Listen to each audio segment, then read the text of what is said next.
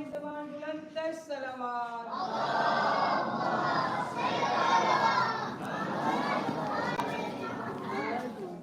أعوذ بالله من الشيطان اللعين الرجيم بسم الله الرحمن الرحيم الحمد لله رب العالمين الصلاة والسلام على سيد الأنبياء والمرسلين خاتم النبيين بالقاسم محمد اللهم صل على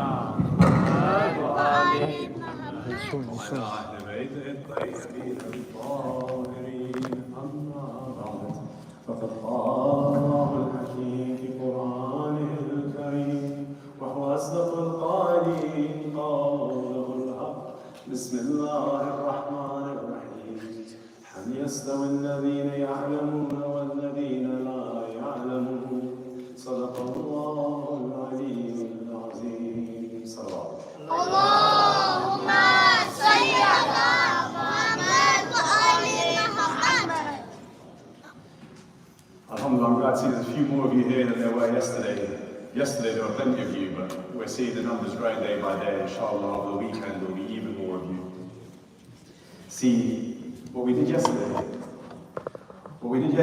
was we learned about knowledge. Learn about why it's important, how to gain knowledge, and what Islam means when it says to learn, when it says to gain knowledge. What's Islam actually talking about? And then, for those of you that were here, you know well what we did after the majlis. We went outside, some of you guys played basketball, some of you guys played cricket, and most of us played football. Here's the thing. The bit after the majlis, that's the bit that's really important. The majlis, yeah, that's important. But when you're sat in a mosque, it's a lot easier to be well behaved. When you're sat in a mosque, it's a lot easier to have good akhlaq. What really matters is how you act once you leave. What really matters is how you act as soon as you step outside. Because in the mosque, when you're surrounded by adults, when you're surrounded by your parents, when you know that you're meant to behave a certain way, it's easier to behave in that way. Anywhere else, it would be very difficult for you guys to sit down for this long and listen to anyone talk. But here, you manage. But when you go outside, so for instance yesterday when we played football, it becomes a lot easier to lose your behaviour and lose your akhlaq. It becomes a lot easier to become angry when you're playing football. It becomes a lot easier to swear, to foul people, to cheat, to do things that you know you're not meant to do, but it's a lot easier to lose control of yourself in that moment. And today that's what I want to focus on. A little bit about our control, a little bit about our akhlaq, our manners. Because see, akhlaq, it comes from something much bigger, something much more broad, and that's called ethics. Now, ethics can be really, really cool and interesting if you have a good teacher, and if you have a bad teacher, then it can become very boring. When I first learned ethics, I had a very boring teacher. She really did not know how to teach it. But when I went and started looking at it myself, I realized ethics is actually quite cool. It's actually very, very interesting to think about, because ethics has all sorts in there. But in a nutshell, the question of ethics is a good thing good, or is a bad thing bad? What makes a good thing good? What makes a bad thing bad?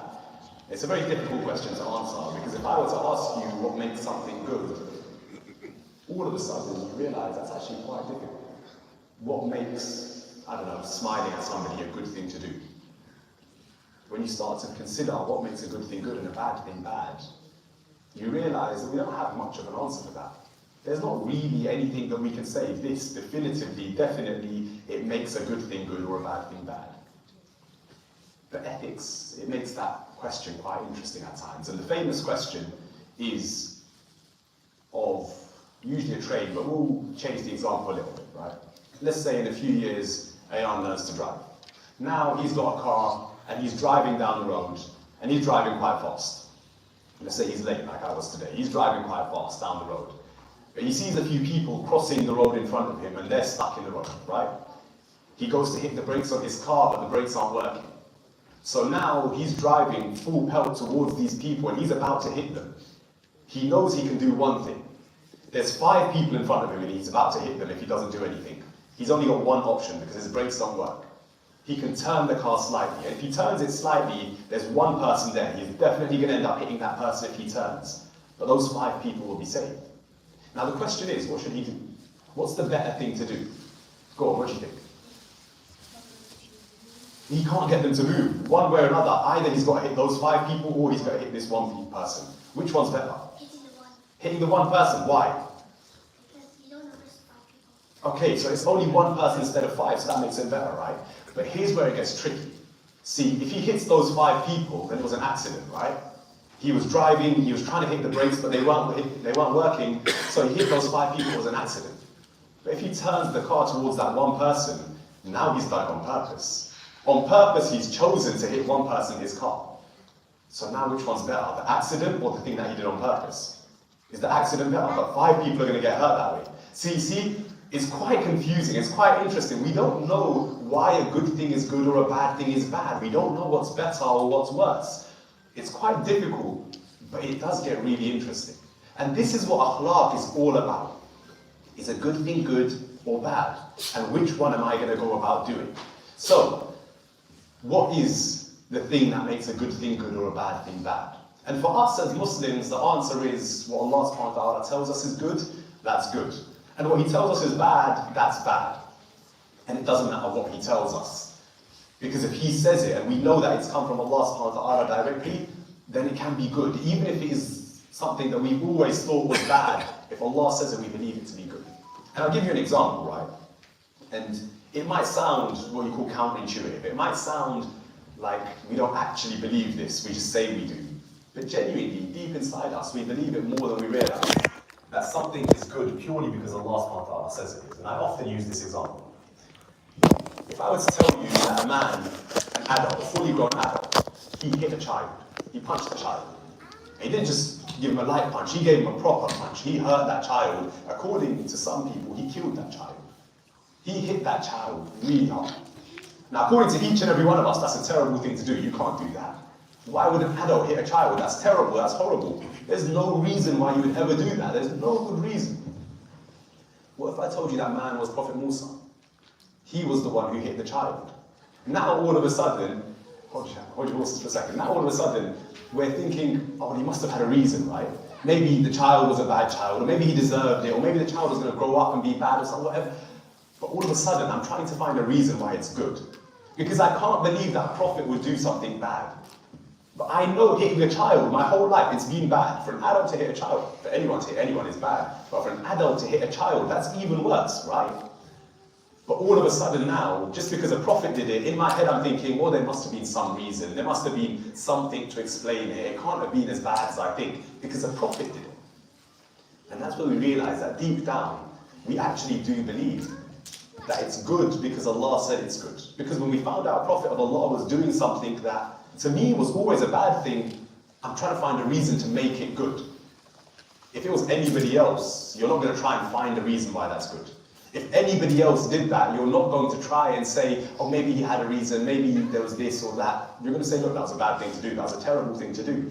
But because it's a prophet, all of a sudden, no, I'm sure he had a reason. I'm sure there was some good reason that I don't understand. So we realize deep inside us, and we have to give ourselves credit for this as well, we consider a good thing to be good because Allah subhanahu wa ta'ala tells us it's good. We consider a bad thing to be bad because Allah tells us it's bad. And when people hear this, they'll think, that doesn't make sense. So what if tomorrow Allah says to kill a baby is good, then you'll do that? That's an extreme example, right? But the answer to that is very simple. Allah doesn't change His mind. Allah doesn't decide one thing one day and another thing another day. Where what we call morality comes from, our reasoning behind what's good and bad, where that comes from for us is from Allah. And Allah, He doesn't ever change, right? He's the same as He always was and always will be. Allah never changes. In the same way, Allah doesn't change His mind. He doesn't think one thing one day and another thing another day. So what Allah subhanahu wa ta'ala has told us is good will always be good.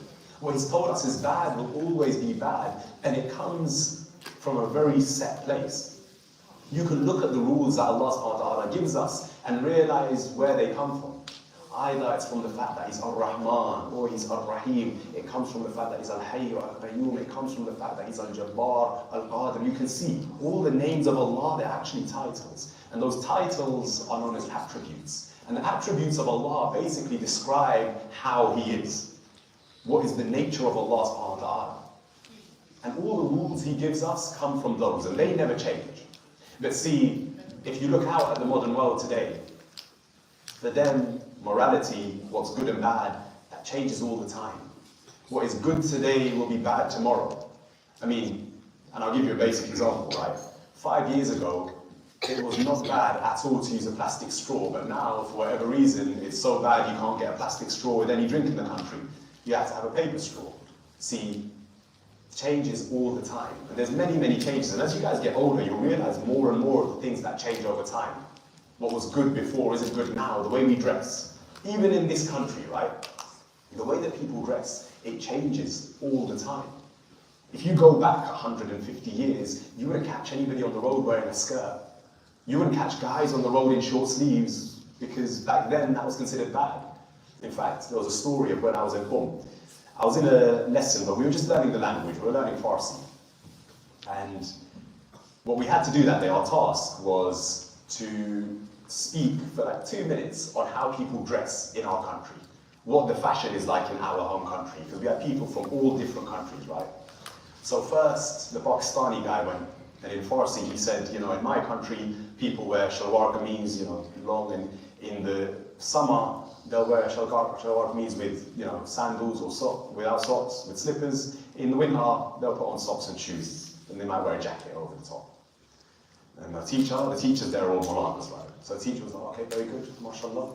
Next, there came a guy, I think he was from Nigeria, and he said, yeah, so in the winter, everyone, they wear long sleeve shirts, and they wear jeans, and in the summer, they'll wear shorts and a t-shirt. And the teacher, he's from Iran, right? And in Qom especially, people don't dress like that. They're always fully covered. So when he heard that they wear short sleeves and shorts, they wear t-shirts and shorts, he was like, stuff in the street where people can see them, they're walking around in shorts. And he was like, I don't want to hear about this anymore. And he turned to me and he goes, Zaki, how do people dress in your country? I was like, oh, well, Ustad, teacher, forgive me, I can't tell you that. If I tell you how they dress here, you're going to have a heart attack. He had shorts and a t-shirt, and he was like, this is terrible. Imagine if I told him how they dress in summer over here. But see, 100 years ago, you wouldn't find people dressing like that. It was different then. It wasn't considered good then, but now, go look at France. 100 years ago in France, it was considered bad to walk outside in shorts and a t-shirt. Now it's considered bad to be wearing a hijab. It's considered bad to be wearing a headscarf. Now, that's changed, but why? Over the last 100 years, what changed between good and bad? See, what's good and what's bad, it shouldn't change. It should be set. We should know what the rules are for good and bad. As Muslims, we can proudly say we do. We know what makes a good thing good, we know what makes a bad thing bad. And when we know what's good and bad, then we know how to act, we know how to behave, we know how to conduct ourselves. And that's the important thing. I know how to conduct myself, and I have to follow through with that. Because how you conduct yourself and how you behave, that's quite telling. It's telling of your status, of who you are, of what you are. Because somebody who doesn't behave well, what that tells me is they weren't taught to behave well. They weren't taught the importance of behaving well. And if you weren't taught the importance of behaving well, then that means you weren't raised with a certain pride in who you are. You weren't raised to have what you call this fakhr, this naz is what you call it in Urdu. It's almost like knowing this is who I am and I stand by it. You won't ever see a king or a queen or a prince or a princess misbehaving. Why? Because they're taught to honor their status. And you have a very important status. You have a high status. In the Holy Quran, Allah subhanahu wa ta'ala, He says, Bismillah ar-Rahman ar-Rahim, أَفَمَنْ كَانَ مُؤْمِنًا كَمَنْ كَانَ فَاسِقًا لَا يَسْتَوُونَ. Can a mu'min, a believer, be the same as a disbeliever, somebody who doesn't believe? لَا يَسْتَوُونَ. No, they're not equal. Somebody who believes, somebody who's a mu'min, they have a greater status. Why? Because they know how to carry themselves, they know how to behave, they know how to act. And that applies throughout life. There's different situations, different scenarios, different scenes in life where you'll be tested with how you behave. We often talk about tests and trials in life, and we think it's Allah will make us go through something difficult, but that's not always the case. One of the tests that you may have may well be Allah subhanahu wa ta'ala, He gives you loads and loads and loads of blessings. Allah subhanahu wa ta'ala, He makes you super rich. He gives you all the wealth of the world, and that's your test. Why? Because Allah subhanahu wa ta'ala wants to see, when you become super rich, will you then become arrogant? How will you behave with people? Or will you stay humble? Will you stay kind and friendly to the people around you? Or will you, when the time comes that you have all this money and all this wealth, will you stop talking to the mates who you had when you didn't have anything? Will you start ignoring them, acting like you're too good for them, too big for them? See, your tests and your trials, they're not only difficult things, but they'll be good things as well. How do you behave when you have it all? But also, you will be tested with difficulties, and how you behave in those, that will also come to the fore. And we'll explore a bit more of that today, inshallah.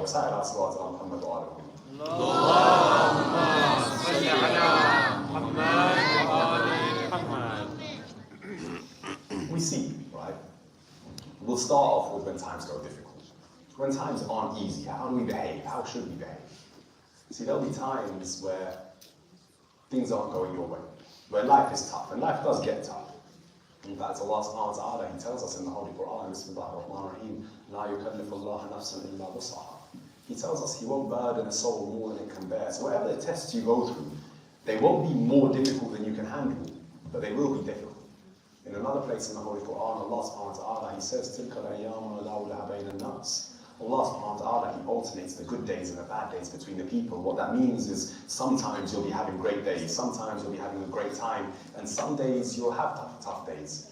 Sometimes will be bad times. Allah subhanahu wa ta'ala is telling you, I'll give you good days sometimes, bad days sometimes, and I'll switch it up between the people.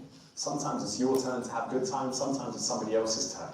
Sometimes it's your turn to have bad times, sometimes it's somebody else's turn. So they will come. But how do we behave in those times?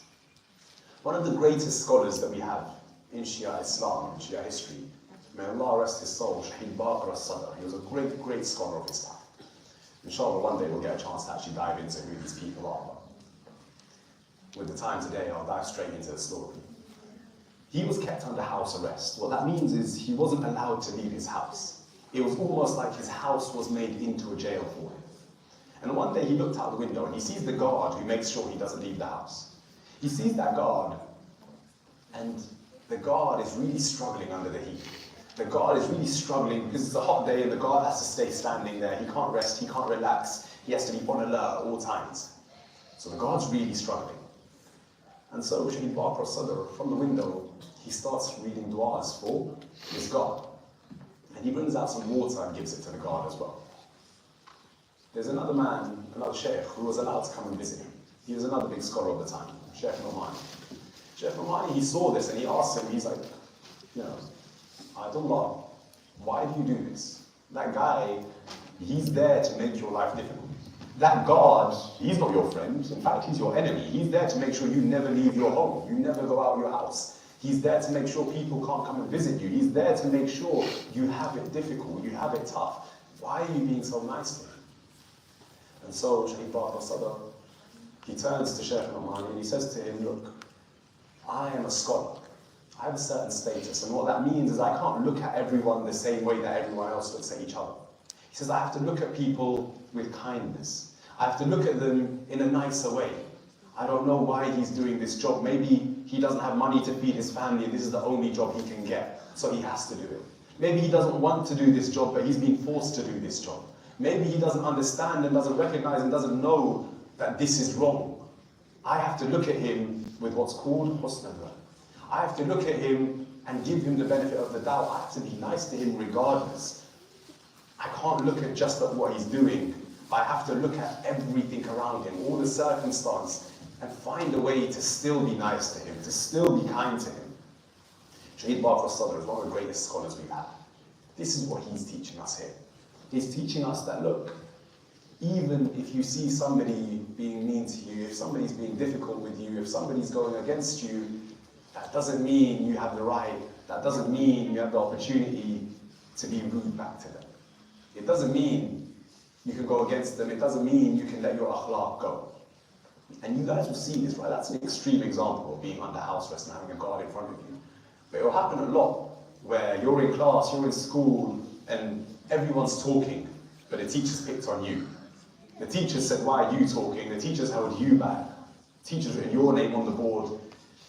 Even though everyone was talking, you're the one that got picked on. And in that moment, it's very easy to start arguing with your teacher. In that moment, it's very easy to argue back. Or, for instance, your parents, right? It's very easy, and it happens quite often, where your parents, they'll tell you off for something and you don't agree with it.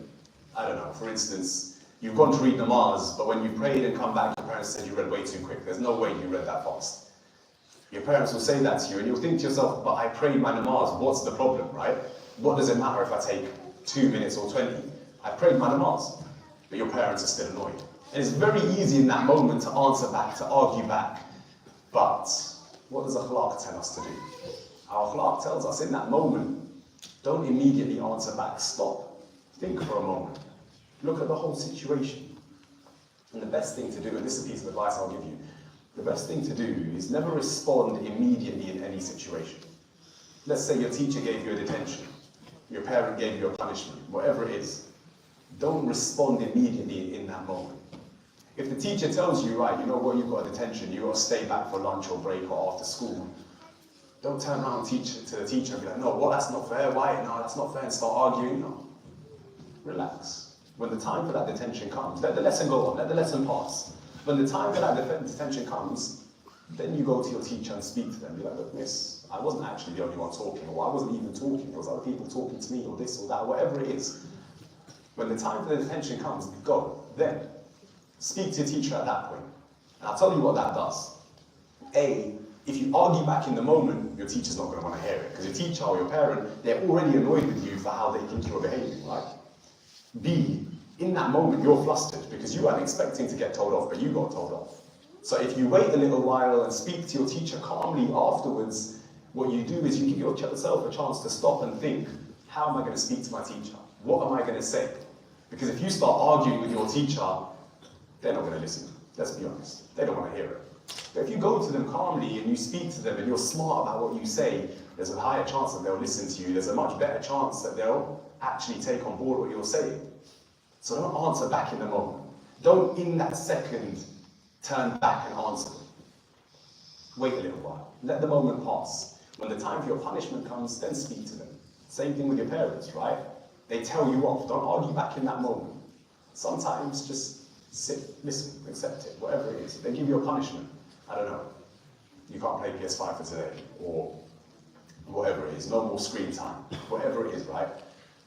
Whatever it is, relax for a bit. A little while later, go to your parents, speak to them. Once you've thought about what you're going to say. Because I promise you, you'll get better results that way. I promise you, they're much more likely to listen to you that way. And also, you'll have a chance to think about what you did as well. You'll have a chance to recognize it as well. See, answering in the moment or responding, reacting in the moment, that's when things go wrong. That's when things get out of hand. That's when a little situation becomes a massive one. And that's not what we want. What you want in that moment is to end that situation, to fix it, to get rid of it. But you're not going to do that if you immediately start arguing back or shouting back. And in the same way, what you also do is you control your own behavior like that. See, oftentimes our behavior, it tells us a lot about what's going on inside our mind. We can't always tell what's going on inside our mind just by stopping and thinking, but sometimes if we look at how we're behaving, or as how somebody else is behaving, it's a lot easier to tell what's going on inside their mind. It's a lot easier to figure it out. So for instance, there was a guy back when I was in school. Every time he'd get in trouble, he would absolutely kick off. And there was this one thing he always used to do, right? Is he used to storm out of the classroom, go into the playground, and he'd kick over all the bins in the playground. And everybody else would look at him and think, what is wrong with this guy? What's he doing? But that's what he did. Now, if as a calm person you sit there and you listen to that, you're going to think, what's the point? What has he done? And afterwards, once he'd calmed down, he'd always think the same thing as well. He'd be like, I didn't mean to do it. But the thing is, you did do it, right?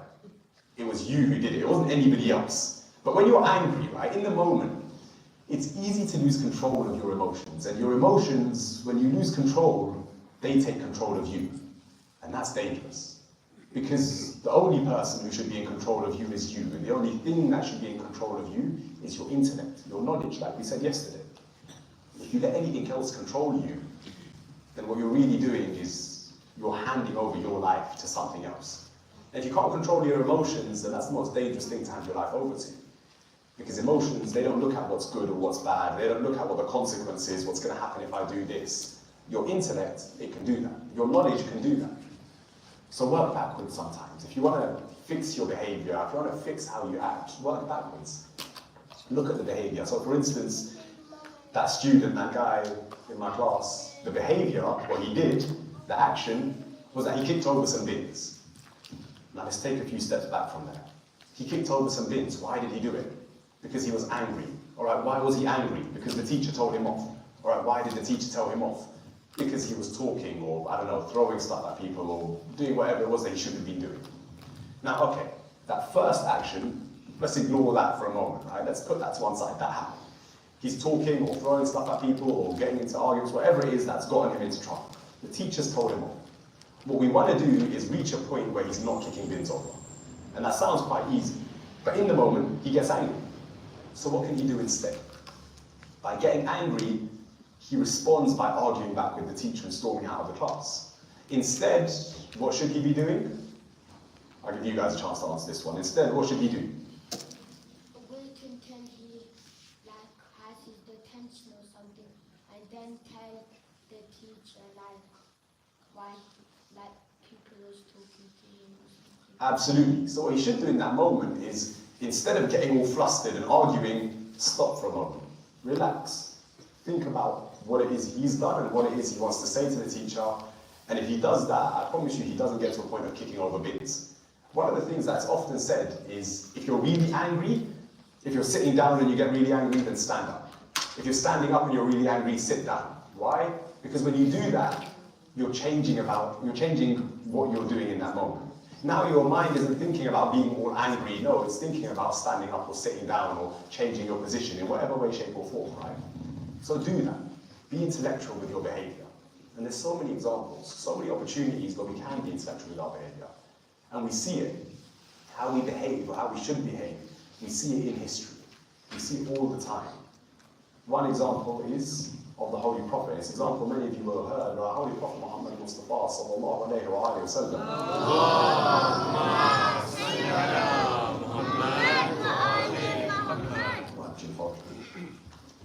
It's a story that many of you will have heard where, because the Prophet was a man of routine, he used to do the same thing almost every day. And that was his journey to the masjid. His journey to the masjid was the exact same every day, and the Prophet was really good at timekeeping, which I wish I could claim to be as well. But he was really good at arriving on time and leaving on time. He was really, really good at that. So everybody knew at exactly which time the Prophet would be where, including an old lady who lived on the pathway that the Prophet used to take to go to the mosque from his house. And this lady, she was an old Jewish lady who didn't like the Prophet. She didn't like him at all. She was a Muslim. She hated the Prophet. So what would she do? She would have all the rubbish in her house, exactly, all the rubbish in her house, from the first floor window. As the Prophet's walking past, she would throw it out the window so that it would land on him. The Prophet, he'd do it, he'd wipe off what he's got on him, whatever landed on him, he'd wipe it off, carry on and go to the masjid. Every single day the woman used to do this. The companions of the Prophet, they used to ask him, Ya Rasulullah, why don't you take a different route? Just go a different way to the mosque. It's not that difficult, right? But every day the Prophet would be like, no, this is the route I'm taking. This is the way I'm going to go. And every day she would do the same thing. Until one day where she didn't do that. She didn't throw any rubbish on the Prophet. According to some narrations, that same day the Prophet became quite worried. According to some narrations, 2-3 days passed and she hadn't thrown any rubbish on. At that point, the Prophet, he asked what was wrong. Why is she not throwing rubbish anymore? If it was any of us, we'd be like, oh yes, finally, I'm not having any rubbish thrown on me. But for this is the Holy Prophet. He doesn't think and behave in the same way we do. He sees more than we see. He stopped, he's like, what happened to the old lady? Why is she not throwing rubbish? His companions didn't know. He tried knocking at the lady's door, but there was no response. So he knocked on the door of the next door neighbor, and he asked, what's the matter? What's happened to this lady? She used to be there every day, and now she's not. The neighbor said, look, she's fallen very ill. She's in bed and she can't get out of bed. She's super ill. So the Prophet goes and he enters her house. Enters her house, goes up to where she is. He calls out so that she knows he's approaching. He calls out, and you guys might hear it sometimes when you're around adults. Especially if, for instance, at any point a man needs to come over to the lady's side for whatever reason, they'll call out, Ya Allah. Just as like a call out, so that everyone ahead knows I'm about to come inside. So the Prophet calls out, the woman, she's there lying in bed, covers up, whatever. The Prophet walks in. And now, the woman, she looks at him and she says, you've come to get your revenge, haven't you? You've come to take your revenge on me, you've come to get me back for all those times I threw rubbish on you. Now that I'm ill, I'm stuck in bed, I can't defend myself, you've come to get me. So whatever it is you're going to do, go for it. There's nothing I can do, I can't stop you. So the Prophet sits next to her, he starts doing dua for her to get better. And the Prophet, according to some narrations, he brings her food, the Prophet takes care of her. She looks at him so confused, she's like, why on earth are you taking care of me? Why are you looking after me? I used to throw rubbish on you every single day. Every single day without fail, I used to throw rubbish on you. If I didn't have rubbish in the house, I'd make rubbish so I could throw it on you. Why are you being so nice to me? The Prophet says, well, why not? It's not in my nature to come and get revenge from people. It's not in my nature to come and attack you, especially when you're ill, especially when you're unwell. Right now, what you need is help. What you need is somebody to look after you. So I'm here to look after you. I'm here to help you. The woman was so shocked. She was so confused. It just didn't make sense to her. That she turned around and she said, you know what? This man, whoever he believes in, whatever he believes in, whatever taught him to behave and act like this, that's what I want for myself. That's the way I want to learn to behave and act. Because to me, it matters that I am able to be like this man. For me, I realized that this isn't a bad man like I'd always thought. This isn't a horrible man like I always thought. He's actually quite a good person. And whoever taught him to behave like that, I want to learn to behave in that way as well. And so the woman accepted Islam. She became a Muslim as well. Now Islam, it doesn't teach us just to let bullies be bullies. It doesn't. But it also does teach us not to try and take revenge on people when we can better them. It also does teach us that care and love is always better than anger and hate. It's not in our nature as Muslims, or it shouldn't be in our nature as Muslims, to try and attack and hurt people. No. It should be in our nature to look after people, to be kind to people. That's what good akhlaq is. That's one situation where somebody was going against our Holy Prophet and he showed them kindness. There's another example, and I'm not going into Messiah here, but there's another example of Imam Hussein والسلام, and what he did when he was approached by the army of Hur. When he's approached by the army of Hur, what does he do? He can see that this army has come to capture him. This army has come to cause harm to him and his family. Imam can see that. But what does Imam Hussein do? When he sees Hur's soldiers walking around, looking dizzy, looking ill and sick, Imam Hussein, he should have looked at that, or I say he should have, but he could have looked at that and thought, you know what, this army is so weak. They can barely walk, they're so dizzy, and we see in the narration, they're walking from side to side, stumbling, the army of Hur. The Imam, if he wants to, he can tell Hazrat Abbas, our soldiers, they're all still strong. Our soldiers, there's no problem there with them. Attack these guys. Finish them off. They can't fight us right now. They have no power or energy in them. Why? Because when the Imam asked, what's wrong with your army? Why do they act like this? The reply came, they're very thirsty. They've been traveling from a long way. We've run out of water. My soldiers are very thirsty. The Imam's companions, they've still got water. The Imam's family, they've still got water. The Imam's soldiers, they're not thirsty, they're not tired, they're not hungry. They've got their own resources, they've got what they need at this point. This is before they've even reached Karbala. If the Imam wants, he can have that army finished off. These guys can barely stand up straight. How are they going to attack the Imam's family? How are they going to attack the soldiers of Imam Hussein? But the Imam, he doesn't attack them. Even when Hur says to Imam Hussein, Ya Abu Abdullah, now you're my captain. Now you're going to go where I tell you to go. You want to go to Kufa, I'm not letting you go there. What does the Imam do? He doesn't attack that army. He doesn't overpower them, overcome them. Instead, the Imam turns to Imam Hazrat Abbas and he says, Abbas, look, give them the water that we have. They give it to the soldiers, not just the soldiers, they give it to the horses. See, Imam Hussein, he could have taken revenge. He could have overpowered them. In the same way that Rasulullah, he could have taken revenge on that old lady. He could have overpowered her in that moment, but no. They showed kindness. They showed goodness. And goodness and kindness and care, that's what should be the leading factor in how we behave. I'll give you a few stories about that before we go on to Masala. Just 2 stories, in fact. One is of another great Ayatollah, another great scholar that we have, Ayatollah Marashi Najaf. He used to take his kids to what was known in those days as public baths. The easiest way I can explain it to you guys is something kind of like a swimming pool. He used to take his kids there. And one day, the guy who works there, right, a member of staff there, he tells this story. He says, Ayatollah Marashi Najafi, he came to this swimming pool, he came to the pool with his children, and there were loads of kids there that day. Kids who were never really there. Ayatollah Marashi Najafi used to bring his kids regularly, but today there were loads of new kids there who aren't usually there.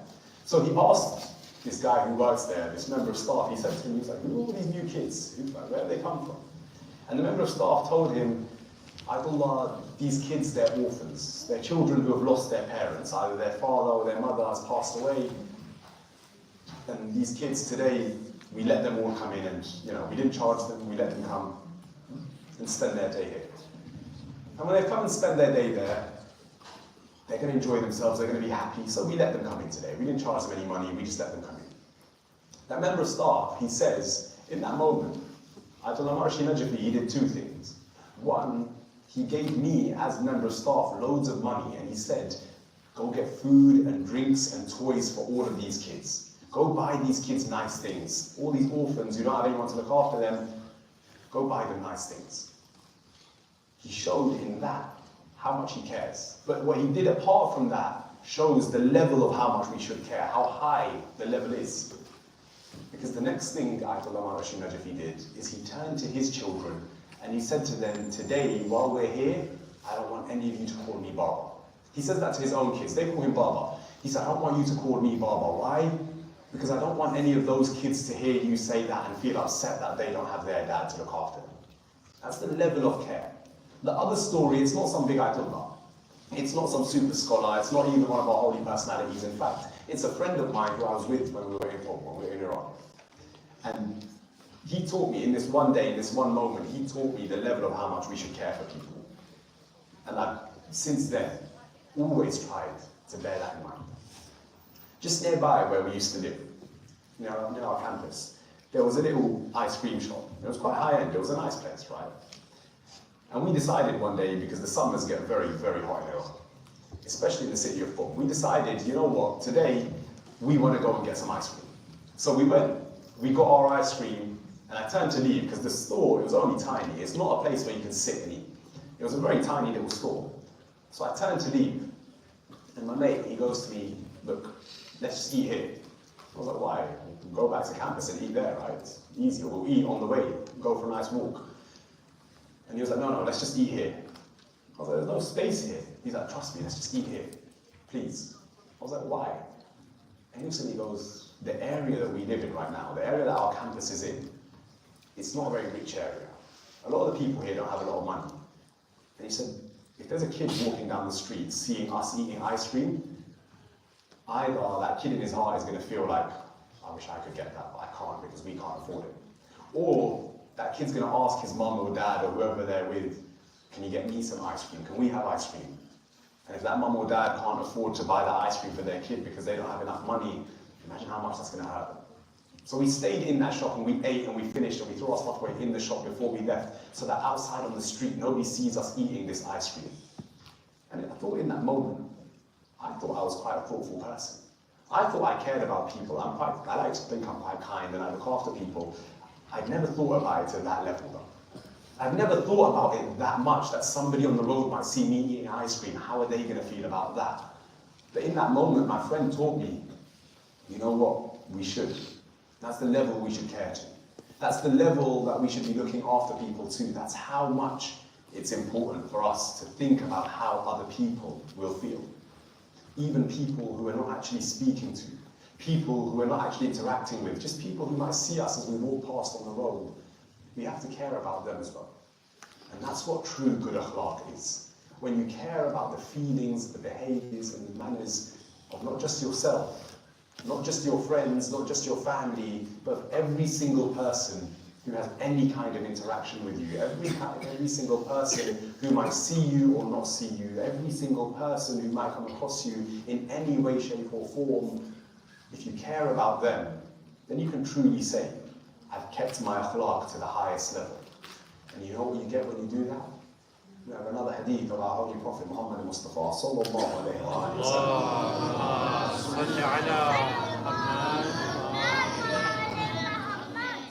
He tells us that the closest person to him on the day of judgment, he said the closest person to me on the day of judgment will be who? He says it will be the person with the best of akhlaq. He says on that day, me and the person with the best of akhlaq will be like this. We'll be inseparable, we'll be right next to each other, together. And that comes from your akhlaq. That comes from the person you are, whether you're a good person or not. And that is the thing that we should always constantly strive towards. Being a good person, looking after everybody, taking care of everybody, making sure our behavior shows that and reflects that. Then you can say, truly, on the day of judgment, I will be with Rasulullah. I will stand with my Prophet. When Allah subhanahu wa ta'ala says in the Holy Quran, أَفَمَنْ كَانَ مُؤْمِنًا كَمَنْ كَانَ فَاسِقًا لَا يَسْتَوُونَ. Can a believer be the same as a disbeliever? No, they're not equal. You can say, Ya Allah, I was amongst the believers. I am one of those who has the highest status. I'm one of those who's raised above, raised how high to the point where I'm standing alongside the Prophet himself. Recite another loud salawat ala Muhammad wa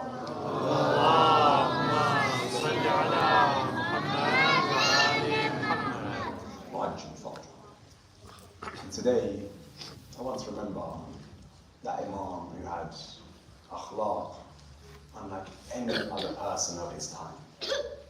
Imam Hussein alayhi salam, he goes through such trials, such difficulties. We looked at how we behave when we go through trials and tribulations. Imam Hussein's behavior throughout the trials of Karbala was amazing. His akhlaq throughout the difficulties of Karbala was better than anything we can ever imagine. Today, I want to remember the moment where it all really started to dawn on our Imam. Where the trials, the difficulties, they all really started to begin. When Imam Hussein alayhi salam, he's traveling through this hot desert, the beating sun pelting down upon Abu Abdullah and his family. There comes a point where they're riding through the desert, and the horse of Imam Hussein, the famous Zuljanah, which was raised by the Prophet, was with Imam Hussein alayhi salam through Zuljanah's own infancy, while Zuljanah was just a pony, raised up now alongside Imam Hussein alayhi salam. See, Zuljanah had been gifted to Imam Hussein. The Holy Prophet had taught Zuljanah how to be a horse of war. Imam Hussein alayhi salam had taught Zuljanah how to understand himself. In that moment, Zuljanah, however, he did something very strange. Zuljanah, when Imam Hussein tells him to move forward, to carry on, Zuljanah stops. Zuljanah, no matter how much Abu Abdullah tries to usher him forward, move him forward, Zuljanah will not move. It's narrated that there were only 2 times in the life of Imam Hussein and Zuljanah, only 2 times in their companionship where Imam Hussein would instruct Zuljanah to do something and his horse would not follow suit. His horse would not follow his order. One was here when they arrived in Karbala, where Imam Hussein is telling Zuljanah to continue moving, but Zuljanah will not. The second time is on the day of Ashura, when Abu Abdullah wants to leave the tents for the final time, but Zuljanah will not move. Instead, he looks down to his feet, and what does Hussein see? Zuljanah's feet are wrapped around by Sakina, begging this horse, don't take my father to the battlefield. Don't make this Sakina an orphan. Abu Abdullah, here on the 2nd of Muharram, he whispers to Zuljanah, my trusted horse, I know that you are very tired, but every time since I was a child, child, since you were a pony, I never had to tell you what to do. Hussein would think I want to go towards the left and Zuljana would do it. Hussein would think I want to go towards the right. Zuljana, you would go towards the right. It is almost as though we had a connection greater than that of words, greater than that of any other horse and its master. But Zuljana, today, why will you not move? Abul Fadl Abbas, he comes to Imam Hussein, he says, Mawla, why have you stopped here? Hussein turns to Abbas, he says, Abbas, it is not me who has stopped but my Zuljana. Abul Fadl Abbas, he gets off of his horse, he says to Imam Hussein, Mawla, mount my horse. Climb my horse. Let's see if this horse will take you where you want to go, and I will bring Zuljana along one way or another. But you ride my horse. Let my horse take you. So Imam Hussein, he mounts the horse of Abul Fadl Abbas, but Abbas's horse won't move either. They call forward Hazrat Ali Akbar on his horse. They say to Hazrat Ali Akbar, let your father ride your horse. These horses will not move. They try the horse of Hazrat Ali al-Akbar, that will not move either. One by one, they keep trying the horses of the soldiers, but none of them will move. After a short while, Imam Hussein, he turns to Abbas, he says, Abbas, go and see if there are any villages around here, if there's any people living anywhere near here. So Abul Fadl Abbas, he goes out to see if he can find some people. He goes out to see if he can locate anybody living around there. He comes across a tribe known as the tribe of Banu Asad. He says to them, my Mawla Hussein, he wishes to speak to you. Will you come with me? So all the men of the tribe, they come with Abul Fadl Abbas. They have heard the name of Aba Abdullah. They know who this great man is. So they go with Abul Fadl Abbas to speak to Mawla Hussein. Imam Hussein, he asks them, tell me, what is the name of this land? Somebody says this land is known as Nainava. Imam Hussein asks them, tell me, is there another name of this land? Somebody turns around, he says this land is known as Ghazariya. Imam Hussein asks again, is there another name? Somebody says Mariya. He asks again and again and again. They give him name after name after name. But again Imam Hussein keeps asking for more names. Is there anything else they call this land? Is there anything else they call this place? One says Shaqul Furat, they says no. But now they turn to him and they say, Imam Hussein, excuse me, we must apologize, but there are no other names for this land. These are all the names we know, all the names we've heard. There are no other names for this land. Abu Abdullah, he turns to them, he asks them, look, you are all young men. Is there anybody in your tribe, anybody in your village who was here from the olden times? Anybody older, anybody elder who might know of any older names of this land? They say there is one man here who has been here before any of us. There is one old man, we can bring him if you like, but he cannot walk on his own 2 feet. Imam Hussein says to them, go, bring that old man. The old man is brought to Imam Hussein, he's carried over to him. He sits down in front of Imam Hussein. Imam Hussein says, look, I've been told all of these names, but there is still one name that I am looking for. I want to know if this is that land. Is there any other name for this land? The old man, he looks at Mawla Hussein, he says, yes, there is. I've heard my elders when I was a young child. They used to refer to this place as Karbala, the land of trials and affliction. Imam Hussein, in that moment, it is almost as though he gains a relief. He begins to relax. He says, this is the name that I was waiting to hear. This is what I heard of. He turns to Abu Fadl Abbas. He says, Abbas, this is the land where we will stay. This is the land where we will be. The man, the old man, he looks at Imam Hussein. He says, my master, my Mawla, forgive me. I wish and I would love that you would stay here. But if I may, let me make a request. I mean no disrespect. But please, if you will, don't stay in this land. Travel a little bit further forward, go a little bit further back. Pitch your tent somewhere else. Don't stay here in Karbala. Why? The man says to him, I have heard that no Nabi, no Prophet, nor Wali, no successor, no guardian of Allah subhanahu wa ta'ala's religion has ever been able to stay in this land, except that they have hurt themselves or cut themselves or started bleeding. I don't wish for this to happen to you. My Mawla Hussein, please, if you will, go stay in another land. Abu Abdullah, he turns to the man. He says, those prophets and those guardians of the religion who came before me, one would cut his toe, one would have a small cut and begin bleeding, one would fall and trip and bruise. But I tell you, the blood that will be shed here of mine, it won't be a small cut or a bruise. He then goes and he shows the people of Banu Asad, this is where they will kill our men.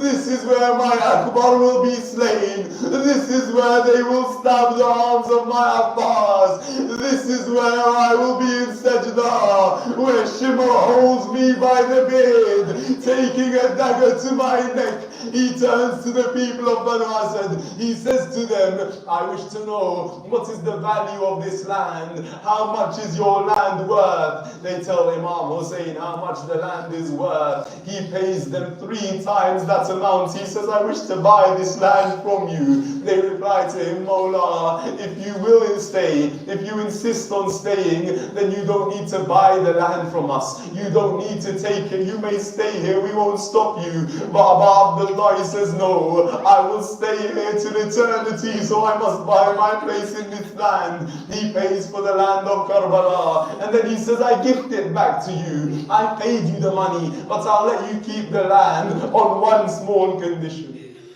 Abu Abdullah, he says, I have a condition. If you will fulfill this, then I will let you keep the land that is yours. Imam Hussein, he tells them that condition. He says, after a few days, our bodies will be lying here on the sands of Karbala. We will be left without our clothes. The horses will trample our bodies, but there will be nobody here to bury us. In that moment, if you will come and bury us, Hussein will be ever grateful, ever indebted to you. They say to him, Mawla, of course, how can we let anybody attack our master? And if they do, then leave it with us, we will bury you. Abu Abdullah, he then says to them, that was my condition. On top of that, I have one more wish. In this moment, Imam Hussein, he remembered each and every one of us. Imam Hussein, he says to them, when I am slain, people will come to visit my body.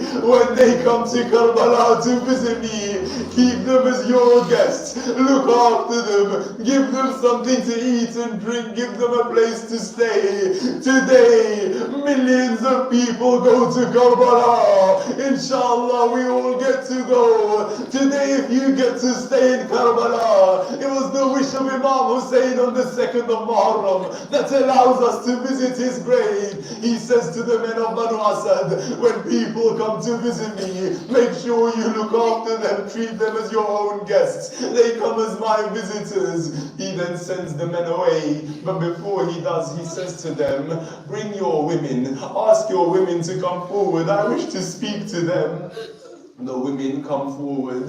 Imam Hussein, he addresses the women. He says to them, look, if for whatever reason, out of fear, the men in your tribe of Banu Asad do not bury us, then when you go to get water, pretend as you are going to get water from the river Furat. As you walk past, just throw dirt over our bodies. At least we will have some dirt covering us, some sand over our bodies. Even if we aren't buried, we might be covered a little bit. The women say, Mawla, of course, we won't let you be left in Karbala without being buried.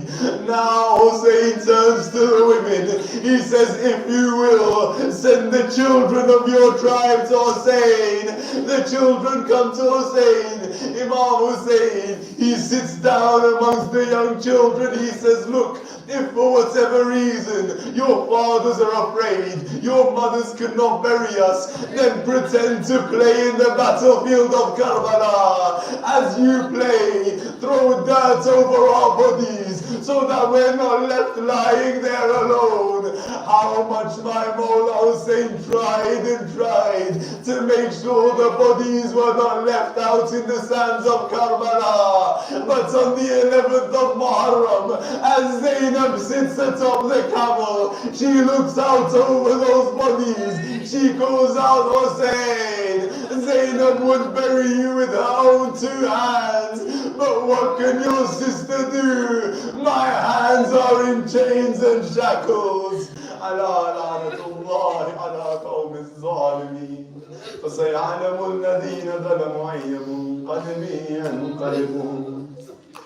We raise our hands in dua and we pray to Allah Azza wa Jalla. Oh Allah, accept all our du'as in this holy month of Muharram. Oh Allah, for all those around the world struggling with ill health, grant them complete shifa.